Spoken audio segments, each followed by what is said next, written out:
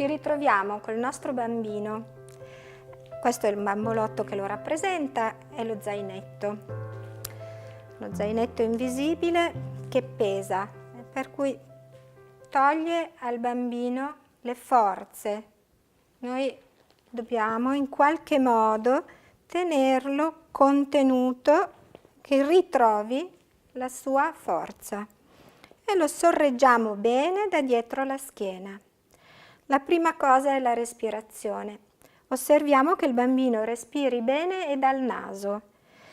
Quindi seguiremo i consigli del pediatra, gli faremo dei lavaggi nasali con acqua tiepida.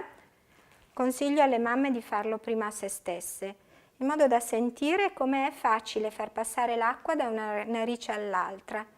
Con delicatezza, acqua tiepida, il bambino respira meglio dal naso, è in grado di nutrirsi in modo autonomo. Se possibile, la nutrizione al seno, badando alla posizione del bambino, badando alla posizione delle mani, quindi sorreggo la colonna del bambino, contengo le gambe, le braccia, le manine, lo sguardo, la voce. Il bambino deve potersi creare intorno involucri, la pelle è il primo involucro e poi ne parleremo. La voce è l'altro involucro sonoro, lo sguardo, quindi sempre lo sguardo nello sguardo del bambino mentre allattiamo. È un momento particolarmente significativo per il neonato, il momento così di unione con la mamma mentre si mangia. È importante che il neonato piano piano apprenda ad imparare a nutrirsi da solo. Quindi se usate il biberon, evitare il getto, ma semplicemente cercare che il bambino succhi il latte da sé, esattamente come nel nutrimento a seno. Al Meyer di Firenze e a Pescara fanno fare al bambino osteopatia. È importante per la respirazione, per il palato. Seguite anche qui quello che vi dice il pediatra e soprattutto che siano osteopati in grado di lavorare con un neonato. L'uso di succhiotti larghi in caucciù può sopperire, perché il bambino stesso contribuisce succhiando ad allargare un pochino il palato. Anche quando facciamo fare il ruttino al bambino, abbiamo un bimbo che sta tutto appoggiato a noi.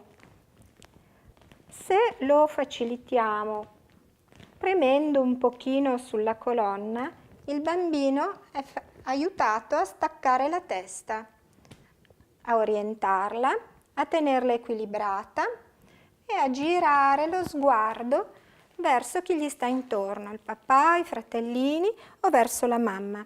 All'inizio saranno pochi secondi, poi via via l'equilibrio si stabilizzerà e potremmo tenere il bambino ben correttamente in braccio, seduto in appoggio sugli ischi. È una posizione importante questa, si raggiunge in autonomia con il bambino verso i 6 mesi, però la possiamo preparare prima appoggiando il braccio del bambino, sostenendolo dal basso, appoggiandolo a noi con la pancina, via via distaccandolo man mano che sentiamo che il bambino sta meglio equilibrato.